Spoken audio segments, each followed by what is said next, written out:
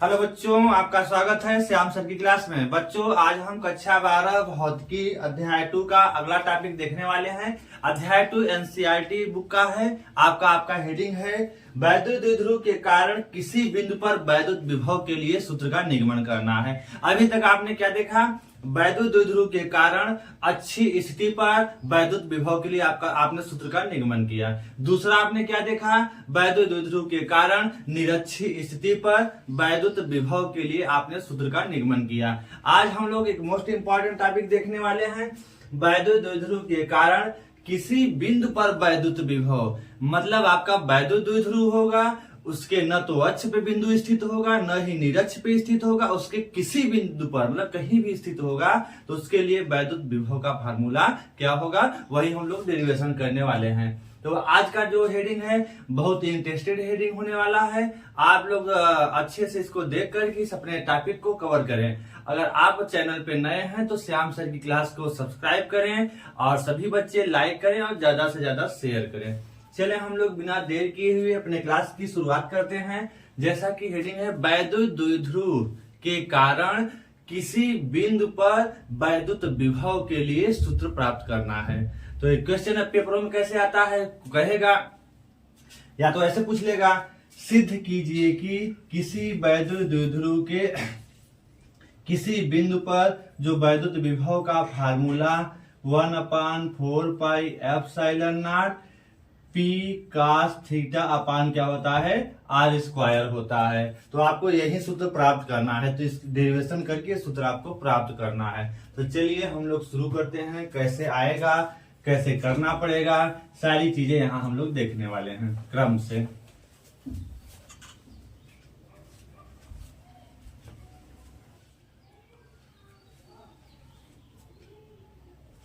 चले अब वैद्युत द्विध्रुव के कारण किसी बिंदु पर वैद्युत विभव। तो पहले हम लोग वैद्युत द्विध्रुव बनाते हैं। तो वैद्युत द्विध्रुव कैसा क्या होता है?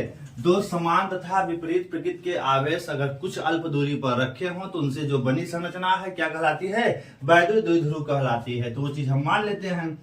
माना कोई वैद्युत द्विध्रुव क्या है, ए बी है। माना कोई वैद्युत द्विध्रुव क्या है, आपका ए बी है। तो ऐसा हमने बना दिया, जो किससे मिलकर बना है? जो -q तथा +q आवेशों से मिलकर बना है। ए -q और +q आवेशों से मिलकर ये क्या है, बना है। माना कोई वैद्युत द्विध्रुव ए बी है जो -q तथा +q आवेशों से मिलकर बना है, जिसके बीच की अल्प दूरी 2l है। जिसके बीच की अल्प दूरी क्या है, 2l है।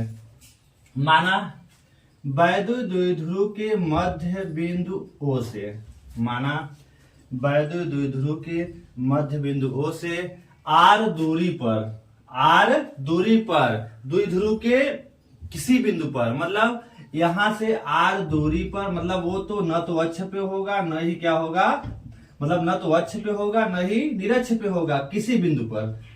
तो माना कोई वैद्युत द्विध्रुव ए बी है जो -q तथा +q आवेशों से मिलकर बना है, जिसके बीच की अल्प दूरी 2l है। माना वैद्युत द्विध्रुव के मध्य बिंदु O से R दूरी पर, कितनी दूरी पर? R दूरी पर एक बिंदु क्या स्थित है, P स्थित है। या कितनी दूरी पर है? R दूरी पर। O से कितनी दूरी पर है? R दूरी पर एक बिंदु P स्थित है, जिस बिंदु पर हमें क्या निकालना है, वैद्युत विभव V ज्ञात करना है। क्या ज्ञात करना है? वैद्युत विभव V ज्ञात करना है। ठीक है, तो आपका टारगेट क्या है आपको पता चल गया। फिर से एक बार आप देख लीजिए। माना कोई वैद्युत द्विध्रुव ए बी है जो -q तथा +q आवेशों से मिलकर बना है, जिसके बीच की अल्प दूरी 2l है। माना वैद्युत द्विध्रुव के मध्य बिंदु O से R दूरी पर किसी बिंदु पर एक बिंदु P स्थित है, जहां पर हमें वैद्युत विभव V ज्ञात करना है। अब जब ये 2l है तो आगे चलते हैं। अब हमें क्या है, आपको पता होना चाहिए कि इस P बिंदु पर +q आवेश के कारण भी विभव क्या होगा, आरोपित होगा। मतलब +q आवेश भी अपना क्या करेगा, विभव आरोपित करेगा। और कौन आरोपित करेगा? -q आवेश भी अपना वहां पर क्या करेगा, विभव आरोपित करेगा। मतलब प्लस क्यू आवेश के कारण भी यहाँ विभव होगा, माइनस क्यू आवेश के कारण भी वहां पर क्या होगा, विभव होगा। थोड़ा सा इस बिंदु को हम और आगे से दिखा देते हैं इधर, ये बिंदु इधर ले लेते हैं।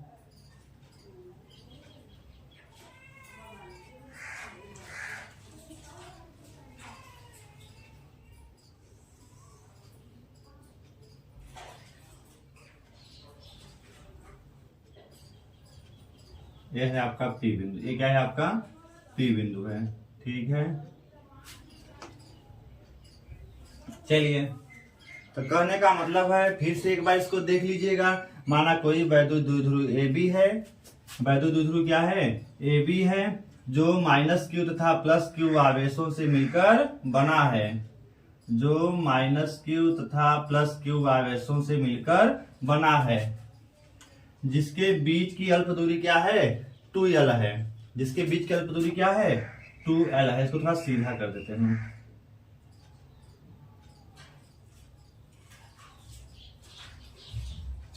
ठीक है। देखिए, चलिए, मतलब जो दूरी है, देखिए यहां से झुका थीटा कोण पर है, देखिए यहां से, मतलब वैद्युत द्विध्रुव से थीटा कोण पर एक बिंदु P स्थित है, जिस पर वो कितना है, O से R दूरी पर है, जिस पर हमें वैद्युत विभव भी ज्ञात करना है। अब इस P पर जो विभव होगा, प्लस क्यू आवेश के कारण भी विभव होगा, माइनस क्यू आवेश के कारण भी विभव होगा। तो मान लिया प्लस क्यू आवेश के कारण P बिंदु पर विभव है V1, और माइनस क्यू आवेश के कारण P बिंदु पर जो विभव आरोपित हो रहा है वो क्या है, मान लिया V2 है। तो अगर आप देखेंगे तो P बिंदु पर जो परिणामी वैद्युत विभव V किसके बराबर होगा, V1 प्लस V2 के योगफल के बराबर होगा। लेकिन आपको याद होना चाहिए कि जो आपका प्लस क्यू के कारण यहाँ विभव होगा वो प्लस में आएगा, और माइनस के कारण जो होगा वो क्या आएगा, माइनस में आएगा। तो इसको आप लोग चाहें तो नोट कर लेंगे, थोड़ा सा सीधा नहीं लिखा है, ठीक है। तो इस तरह से आप इसको आगे बढ़ा सकते हैं। इस तरह से आपका फिगर पूरा कंप्लीट हो गया है। चलें, तो इसको आप देख करके आगे चलिए। तो इसी को, इस बात को हम लोग नोट कर लेते हैं। देखिए, वैद्युत द्विध्रुव ए बी है, माइनस क्यू प्लस क्यू आवेशों से मिलकर बना है, माना इसके बीच की अल्प दूरी क्या है, 2l है। देखिए, अच्छा एक चीज आपको पता चल रहा होगा, देखिए यहाँ पर प्लस क्यू के कारण P बिंदु पर अगर विभव ज्ञात करना है V1, तो V1 बराबर फार्मूला बिंदु आवेश के कारण आपने क्या पढ़ा है, 1/4 पाई एप्सिलॉन नॉट Q अपान क्या होता है, इनके बीच की दूरी। इनके बीच की दूरी क्या है, B और P है। देखिए, प्लस Q से P बिंदु के बीच की दूरी क्या है, BP है, तो हमने BP दिखा दिया। देखिए, Q तो Q है, BP की लंबाई यहाँ पे देखो हमें पता नहीं है, क्योंकि देखिए यहाँ पे देखिए समकोण त्रिभुज भी नहीं बन रहा है, तो हम कैसे, मतलब कहने का मतलब है PB जो BP दूरी है वही हमें निकालनी है। ऐसे यहाँ पर भी AP दूरी निकालनी पड़ेगी। अगर यही दूरी हम निकाल लेंगे तो हम रख लेंगे तो हमें V1 का मान मिल जाएगा, और यहाँ पर क्या करेंगे, AP दूरी V2 के लिए क्या करेंगे, V2 बराबर क्या है, 1/4 पाई एप्सिलॉन नॉट Q अपान क्या है, A और P है। तो यहाँ पे माइनस लेंगे तो AP हमें निकालना होगा। क्या निकालना होगा, AP निकालना होगा। तो कहने का मतलब है आपका टारगेट क्या है, देखिए आवेश तो सब मिल गया, सब कुछ सही से है, BP और AP की लंबाई आपको ज्ञात करनी है, जो कि इसमें दिया नहीं है। BP और AP अगर निकाल लेंगे, इसमें यही मेन है, इसमें जो आपका AP और BP दूरी निकालना है वही मेन है। तो चले हम लोग AP और BP दूरी कैसे निकालेंगे उसको ध्यान से देखते हैं। देखिए, सर्वप्रथम इसकी पूरी लंबाई 2l है, तो आधी आधी लंबाई कितनी हो जाएगी, L हो जाएगी। कितनी हो जाएगी, L। उधर भी क्या हो जाएगी, L हो जाएगी। क्या हो जाएगी, L हो जाएगी। इतनी बातें सभी को पता चल गई। तो हम थोड़ा सा इस कंसेप्ट को आगे बढ़ाते हैं। देखिए, अब हम करें क्या, एक काम करते हैं। अब अगर हम इस OP रेखा है, क्या है आपकी OP रेखा जो है, इस OP रेखा से अगर हम इस B पॉइंट पर एक लंब डाल दें, देखिए इस OP रेखा जो है, यहां से इस B पॉइंट पर एक लंब डाल देते हैं। तो चलिए डाल देते हैं एक लंब। देखिए, अब ये जब लंब हमने डाल दिया तो वो मान लेते हैं क्या है, BD है ना, B और इसको D मान लेते हैं, ठीक है, D। तो हमने देखिए क्या किया, इस OP रेखा से एक हमने लंब कहाँ डाला, B बिंदु पर डाला। तब क्या हो गया, देखिए जब हमने लंब डाल दिया तो अब थोड़ा सा देखिए क्या पता चल रहा है, जो DP है वो लगभग किसके बराबर है, जो DP की लंबाई है, D से P की जो लंबाई है वो किसके बराबर है, BP लंबाई के लगभग क्या है, बराबर है। देखिए हम ऐसा क्यों कर रहे हैं, चूंकि हमें निकालना है इस BP की लंबाई, तो इस तरह से हम BP की, देखो हमें BP की लंबाई निकालने के लिए यहाँ कोई मान पता है नहीं, हमें यह मान पता है जिसके द्वारा हम BP का मान निकाल लेंगे। तो चूंकि देखिए अगर हमने यहाँ से लंब डाला तो लगभग BP किसके बराबर हो जाएगा, BP की क्या हो जाएगा, बराबर हो जाएगा।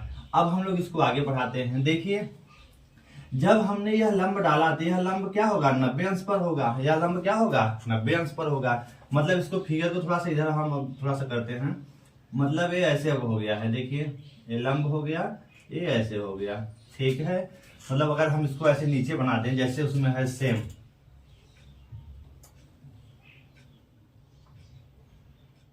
ठीक है, ये यूं ऐसे गया है, देखिए। और यह एंगल थीटा दिया हुआ है, ठीक है, ये D पॉइंट है, ये आपका क्या है, B पॉइंट है, ये क्या है आपका O पॉइंट है, और यह लंबाई क्या दिया है, L दिया है। एक तरह से देखिए, और यह आपको पता है 90 अंश का कोण है, क्या है, 90 अंश का कोण है। तो इसको थोड़ा घुमा दीजिए अब थोड़ा सा, ठीक है।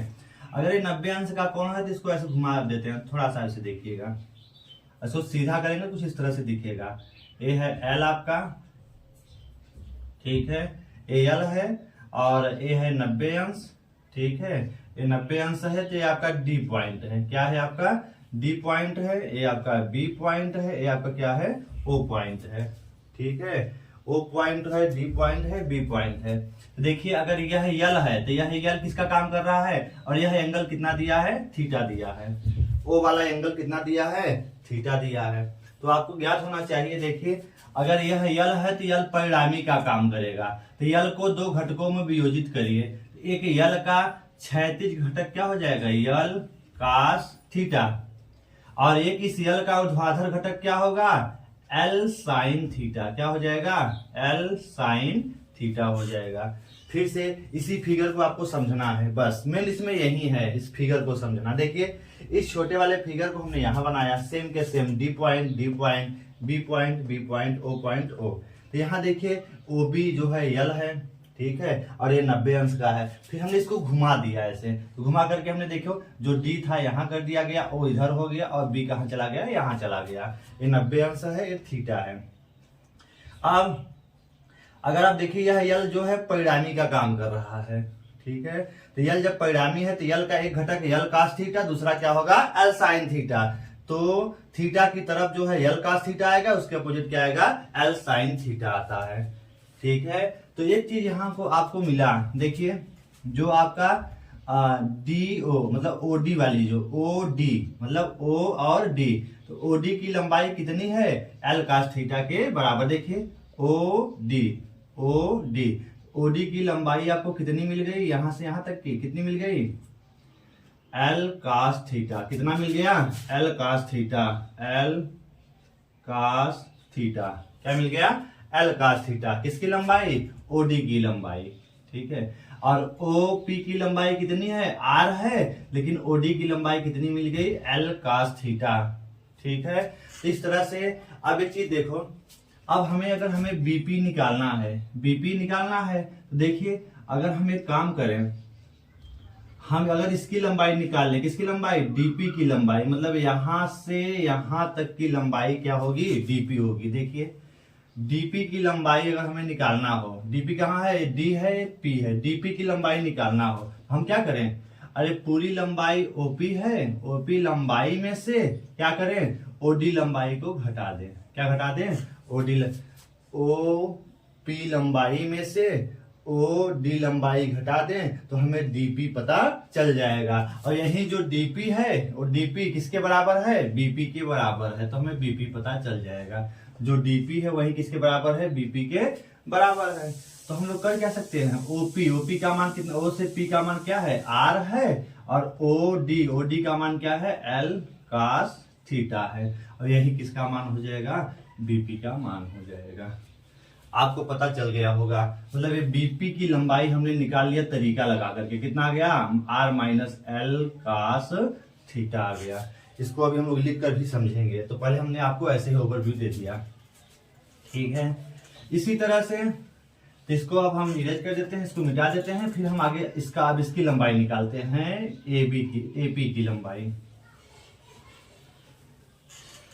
ठीक है। इसमें फिगर को ही समझना मैंने, इसको हम 2l को मिटा देते हैं। अब आप ध्यान रखिएगा उसको। अब हमें क्या निकालना है, देखिए हमें एपी लंबाई निकालनी है, जिसके लिए क्या करेंगे, इस ओपी रेखा को थोड़ा सा हम आगे खींचते हैं, आगे हमने खींच लिया, कोई बात नहीं।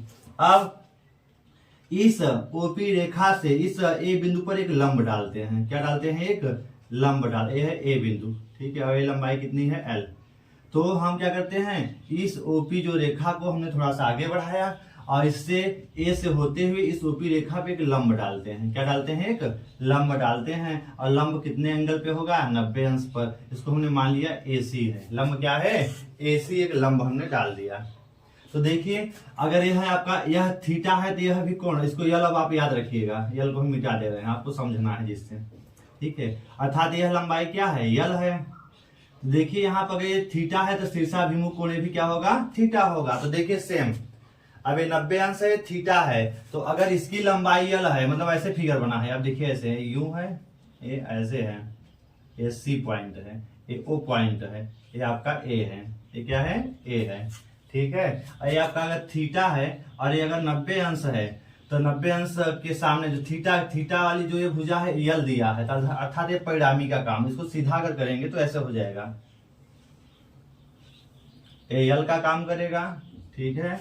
और आपका ये हो जाएगा, थीटा हो जाएगा, ये ओ बिंदु हो जाएगा, और आपका क्या हो जाएगा, 90 अंश वाला क्या हो जाएगा, सी हो जाएगा, और ये क्या हो जाएगा, ए हो जाएगा।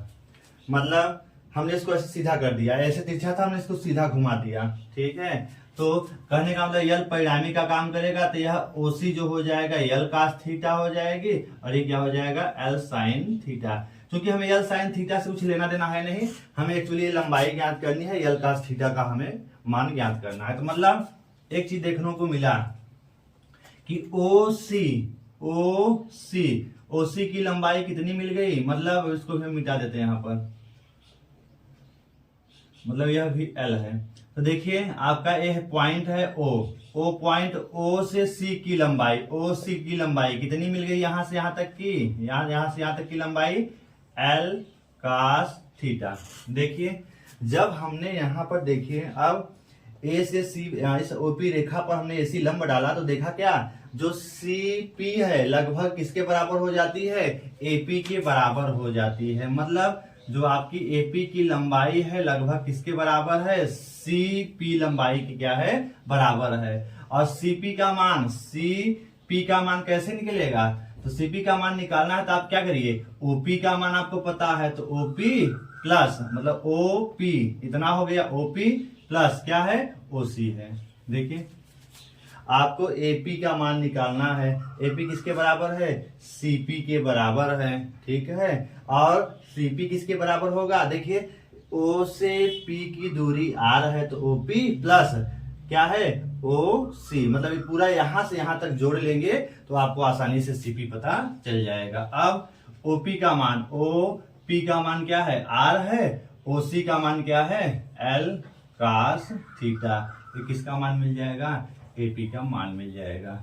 अतः एपी का मान आपको पता चल गया, ए से पी का मान कितना मिल गया, r plus l cos theta. तो इसको हम लोग नोट कर लेते हैं, एपी का मान क्या मिल गया, r plus l cos theta.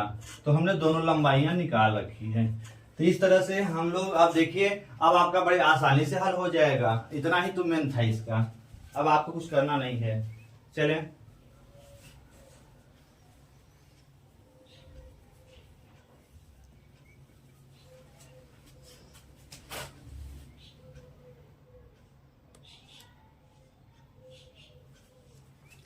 अब हम डेरिवेशन को हल करते हैं। देखिए अब डेरिवेशन आपका हो गया, मेन आपका टारगेट यही था, मतलब अब आवेश का मान पता हो गया, इनके बीच की दूरियां पता हो गई, मतलब ए से पी की दूरी क्या है, r plus l cos theta, B से पी की दूरी क्या है, r minus l cos theta है। तो इसमें फिगर को ही मेन समझना है, इस चीज को यहाँ हम नोट करते हैं। शुरुआत से लिखते हैं, माना कोई वैद्युत द्विध्रुव ए बी है, माना कोई वैद्युत द्विध्रुव ए बी है जो माइनस क्यू तथा प्लस क्यू आवेशों से मिलकर बना है,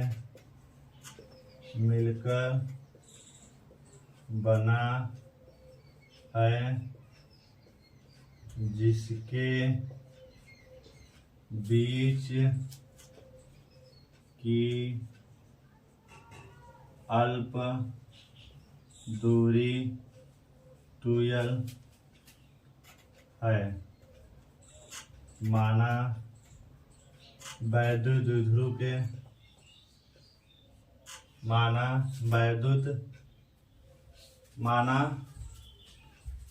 द्विध्रुव से के माना वैद्युत द्विध्रुव के मध्य बिंदु O से R दूरी पर वैद्युत द्विध्रुव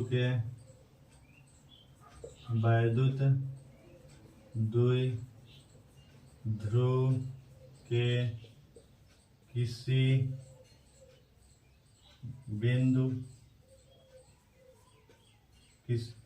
मध्य बिंदु O से R दूरी पर वैद्युत द्विध्रुव के किसी बिंदु P पर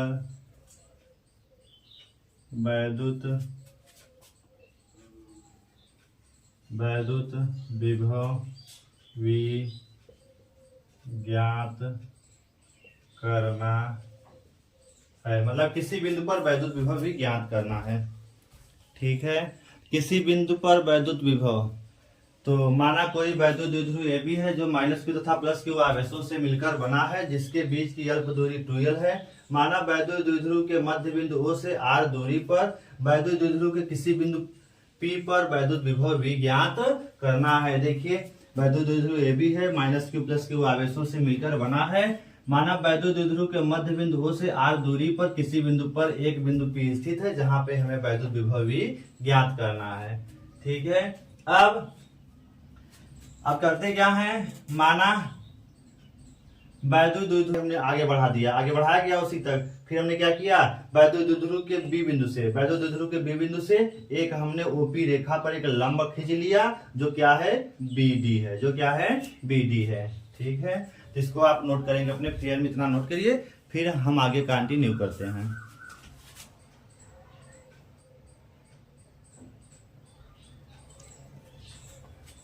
आगे देखिए, तथा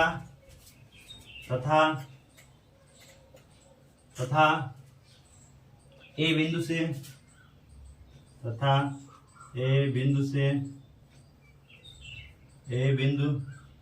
से ओपी रेखा पर एक और लंब क्या करते हैं, एक और लंब एसी खींच लेते हैं। मतलब हमने ओपी रेखा पर एक और लंब एसी हमने क्या किया, खींच लिया। ठीक है, इतना आप नोट कीजिए, फिर हम आगे कंटिन्यू करते हैं। हमने अब लंब डाल लिया, अब थोड़ा सा वहां एक पॉइंट को दिखाते हैं जहां पर, इसको आप स्क्रीनशॉट लेकर लिखिए, फिर हम आगे कंटिन्यू करते हैं। इसका आप स्क्रीनशॉट लेकर लिखिए, फिर हम आगे कंटिन्यू करते हैं।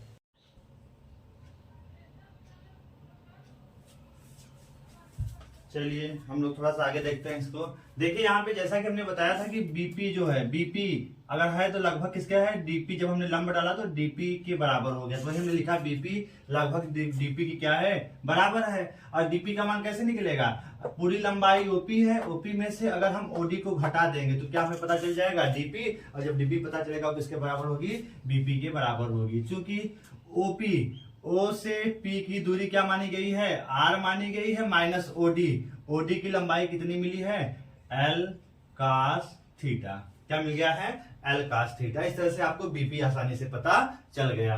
और क्या है, अब हमें और निकालना है क्या हो गया आपका, बीपी हो गया। अब क्या निकालना है, एपी निकालना है, एपी। तो एपी यहाँ पे किसके बराबर हुआ है, एपी लंब जहां पे डाले हैं किसके बराबर है, सीपी के लंबाई के बराबर है। इस सी से पी के बीच की दूरी आपको निकालनी है, तो दो भागों में बटा है, किसके किसके, एक देखिए ओपी, ओपी प्लस दूसरा क्या है, ओसी है, ओपी प्लस ओसी के बराबर है। ओपी का मान यहां से यहां तक आर है, प्लस ओ से सी का मान क्या है, एल कास थीटा है। क्या है, एल कास थीटा है। इसको आप नोट कर लेंगे इतना, ठीक है। बस आपका मेन काम हो गया। अब हम चलते हैं, अब शुरू करते हैं। प्लस क्यू आवेश के कारण पी बिंदु पर वैद्युत विभव, पी बिंदु पर वैद्युत विभव क्या हो जाएगा, क्या माना गया है, प्लस क्यू आवेश के कारण पी बिंदु पर विभव क्या माना गया है, V1 माना गया है। तो V1 बराबर, फार्मूला आप लगा दीजिए V1 का, क्या हो जाएगा 1/V1 का मान क्या हो जाएगा 1/4 पाई एप्सिलॉन नॉट, और क्या हो जाएगा Q अपान क्या है, दूरी क्या है यहां से यहां तक की, बीपी दूरी है, किसके बराबर है, बीपी दूरी क्या है, बराबर है। इसको आगे सॉल्व करेंगे तो V1 बराबर 1/4 pi epsilon naught Q upon BP, BP किसके बराबर है, R minus l cos theta. बीपी किसके बराबर, यहाँ है बीपी, तो बीपी मतलब डीपी के बराबर है। डीपी का मान कितना है, पूरा ओपी का मान आर है और ये एल कास थीटा, तो आर में से एल कास थीटा घटा देंगे तो हमें पता चल जाएगा। तो ये आपका प्लस क्यू आवेश के कारण पी बिंदु पर वैद्युत विभव। इसी प्रकार आप क्या करेंगे, माइनस क्यू आवेश के कारण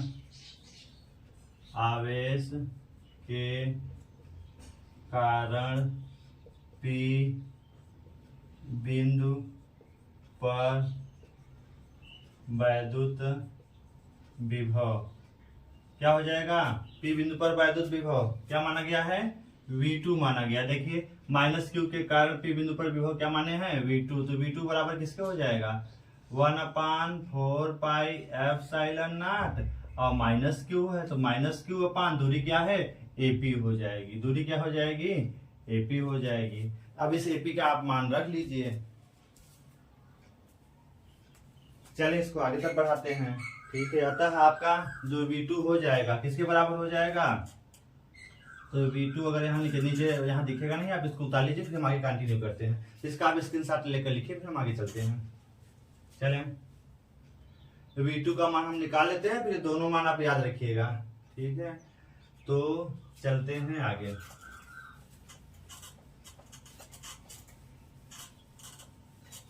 इतना आप इसको याद रखिएगा। अब V2 को आगे बढ़ाते हैं, तो V2 बराबर 1/4 पाई एप्सिलॉन नॉट, और क्या है माइनस, तो माइनस को हम आगे ले लेते हैं, माइनस, ठीक है, और Q अपान एपी, एपी का मान क्या था, ए से पी का मान क्या है, R plus l cos theta, क्या है R plus l cos theta. तो इसको आप नोट कर लेंगे।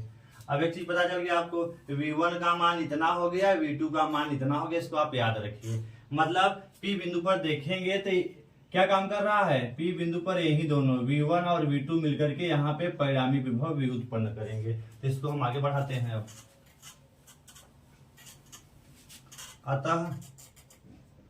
अतः P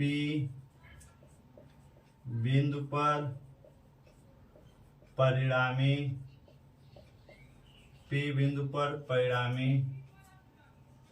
वैद्युत विभव V बराबर किसका होगा, V1 प्लस V2 के योगफल के बराबर होगा। तो V1 का मान अभी आपने निकाला था 1/4πε0 Q अपान और क्या निकाला था, R minus L cos theta. ठीक है, और V2 का मान यहाँ ऊपर है, V2 का मान क्या है, माइनस 1/4πε0 Q अपान क्या है, R plus L cos theta. क्या है, R plus L cos theta. इसको थोड़ा अलग कर देते हैं हम। ठीक है, R plus L cos theta, यहाँ पे है Q अपान R plus L cos theta हमने रख दिया। अब इसको आप सॉल्व कर लीजिए बस। ठीक है, अब इसको आप सॉल्व करिए। देखिए सॉल्व करेंगे तो 1/4πε0 दोनों में कॉमन हो जाएगा, कॉमन आपने ले लिया। और चाहे तो Q भी बाहर ले लीजिए, Q भी कॉमन हो रहा है तो Q भी बाहर ले लीजिए। Q अपान 4πε0 तो बचेगा क्या, 1/R minus L cos theta और माइनस और क्या बचेगा 1/R plus L cos theta. अब भिन्न की तरह हो गया, इसका आप तिर्यक गुणा करें, इसका ऊपर गुणा करें, इसका ऊपर गुणा करके नीचे का नीचे करके हल करिए भिन्न की तरह। Q अपान 4πε0, अब इसका तिर्यक गुणा करेंगे तो क्या हो जाएगा, 1 में करेंगे तो R plus L cos theta, इधर जाएगा तो क्या हो जाएगा, माइनस माइनस के साथ रहेगा और R minus L cos theta हो जाएगा। ठीक है, तो इसको आप सॉल्व करेंगे तो नीचे का क्या होगा, R minus L cos theta एक कोष्टक में होगा, दूसरे में R plus L cos theta दूसरे कोष्टक में हो जाएगा। इसको आप नोट करेंगे, फिर हम आगे कंटिन्यू करते हैं। इसका स्क्रीनशॉट लेके लिखिए, फिर हम आगे चलते हैं। इधर अब इसको कैसे सॉल्व करेंगे, अब आप माइनस का अंदर गुणा करिए। अब गुणा जब करेंगे तो इसको आगे बढ़ाते हैं तो V बराबर Q अपान 4πε0 और क्या हो जाएगा, इस कोष्टक के अंदर हल करिए, इस माइनस का अंदर गुणा कर लीजिए, R plus L cos theta और माइनस माइनस अब R में गुणा होगा तो माइनस R और माइनस माइनस क्या हो जाएगा plus L cos theta upon A minus B A plus B, तो क्या हो जाएगा A square minus B square हो जाता है, तो L स्क्वायर का स्क्वायर थीटा। देखिए A minus B A plus B का फार्मूला लगाइए तो A square minus B square, तो A स्क्वायर के स्थान पे R square minus L square का स्क्वायर थीटा हो जाएगा। इसको आप सॉल्व कर लीजिए। देखिए प्लस R माइनस R से कट गया, तो इसको जब सॉल्व करेंगे तो Q अपान 4πε0, ठीक है, नीचे का हम मिटा देते हैं।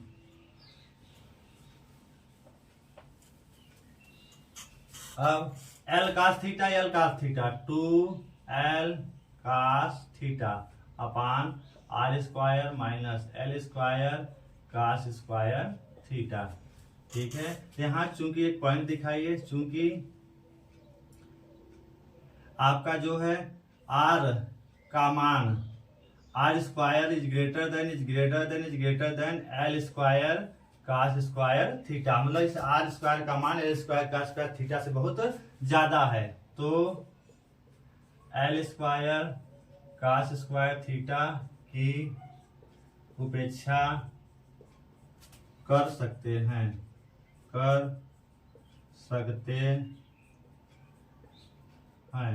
तो तब क्या हो जाएगा, तब V बराबर Q अपान 4πε0 और क्या हो जाएगा 2, अब इसको गुणा के रूप में लिख देते हैं, इंटू 2L cos थीटा अपान इसकी और उपेक्षा कर देंगे तो बचेगा क्या, केवल R स्क्वायर बचेगा। ठीक है, क्या बचेगा R स्क्वायर। इसको आप नोट करिए, फिर आगे कंटिन्यू करते हैं।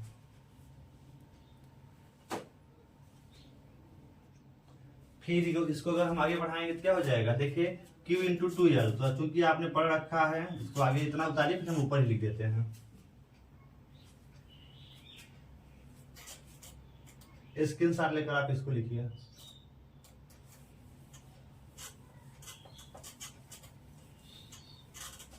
देखिए इसको आगे बढ़ाएंगे तो v बराबर क्यू, चूंकि आपने पढ़ रखा है, क्योंकि P बराबर Q इंटू क्या होता है 2L, तो जहाँ पे Q इंटू 2L वहां क्या लिख सकते हैं P, तो रख देते हैं। तो आपका V बराबर क्या हो जाएगा 1/4 पाई एप्सिलॉन नॉट हो जाएगा, और Q इंटू 2L के स्थान में क्या हो जाएगा P हो जाएगा, और क्या यहाँ बचा कास थीटा बच गया, अपान के नीचे क्या है आर स्क्वायर।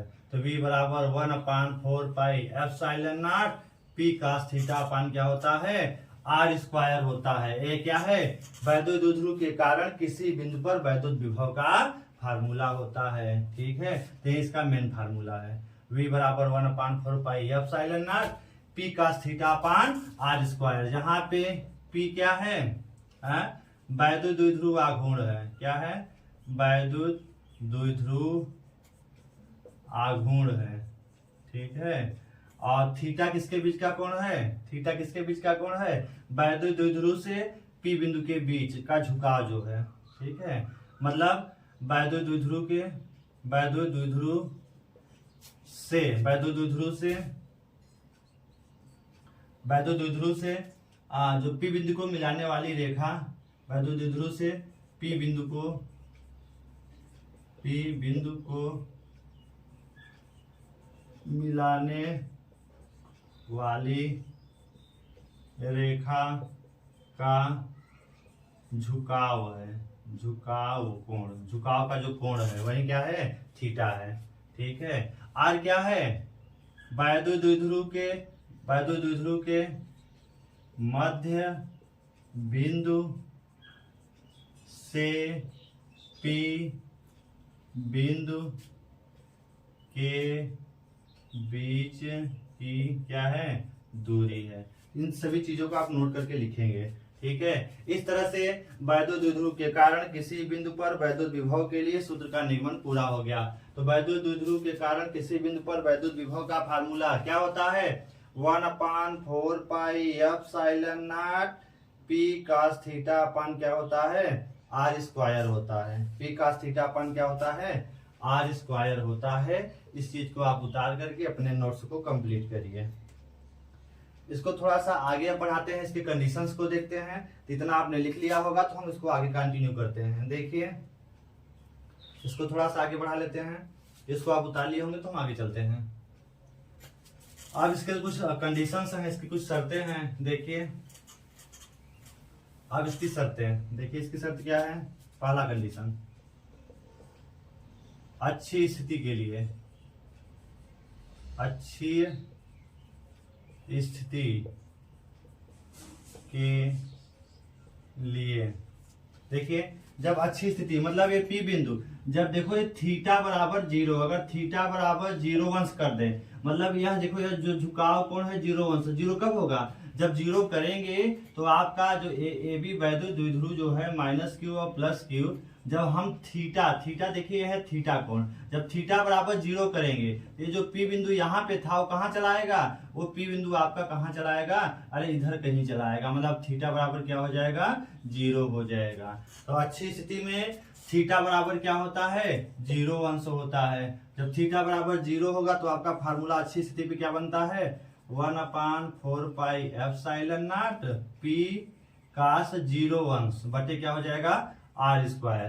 तो cos 0 का मान क्या होता है 1 होता है, यहाँ क्या लिख लेना cos 0 अंश का मान क्या होगा 1 होगा। तो आपका v बराबर क्या बचेगा 1/4 पाई एप्सिलॉन नॉट p अपान क्या हो जाएगा आर स्क्वायर। ये क्या है अच्छी स्थिति पर वैद्युत विभव, अच्छी स्थिति पर वैद्युत विभव जो आपने इसके पहले पढ़ा था। तो यहाँ से भी आप अच्छी स्थिति में वैद्युत विभव निकाल सकते हैं। ठीक है, दूसरा क्या है, पहली कंडीशन आपको पता चल गई, जिसको आप अपने कॉपी में लिख लेंगे। ठीक है, दूसरी कंडीशन यहाँ पे हम लिख देते हैं। तो पहली कंडीशन अगर आप उतार लिए हैं तो दूसरी हम आगे बढ़ा लेते हैं। तो अच्छी स्थिति पर आप फार्मूला थीटा बराबर 0 रख करके अच्छी स्थिति पर प्राप्त कर सकते हैं। दूसरी स्थिति निरक्षी स्थिति, चलिए इसका स्क्रीनशॉट लेकर आप लिखिए। दूसरी कंडीशन स्थिति क्या है? निरक्षीय स्थिति के लिए, निरक्षीय स्थिति के लिए, निरक्षीय स्थिति के लिए। अब निरक्षीय स्थिति कब होगी? ये वैद्युत द्विध्रुव ये भी है जो -q और +q आवेशों से मिलकर क्या है? बना है। मतलब मध्य बिंदुओं से सीधा, मतलब अभी जो थीटा बराबर कितना हो? 90 अंश हो। मतलब P बिंदु कितने अंश पर स्थित हो? मध्य बिंदुओं से सीधा लंबवत 90 अंश पर, झुकाव से 90 अंश पर स्थित हो। तब मतलब वैद्युत द्विध्रुव से यह जो P रेखा है वो क्या है? उसका झुकाव कितना हो? 90 अंश हो, तो निरक्षीय स्थिति प्राप्त होगी। अर्थात थीटा बराबर क्या होना चाहिए? 90 अंश। तो फार्मूले में इसमें रखिए, तो 1/4 pi epsilon naught P cos theta बराबर क्या रखेंगे? 90 अंश। अपान क्या हो जाएगा? r²। चूंकि आपने पढ़ रखा है कास 90 अंश का मान क्या होता है? 0 होता है। तो जब कास 90 का मान 0 रखेंगे तो पूरा पद क्या हो जाएगा? जब यहाँ 0 रखेंगे तो पूरा पद क्या मिलेगा? 0 मिलेगा। यह किसकी स्थिति है? निरक्षीय स्थिति की स्थिति है। तो कहने का मतलब इसी फार्मूले से आप चाहें तो अच्छी और निरक्षीय भी आसानी से ज्ञात कर सकते हैं। इस तरह से बच्चों वैद्युत द्विध्रुव के कारण किसी बिंदु पर वैद्युत विभव का फार्मूला क्या होता है?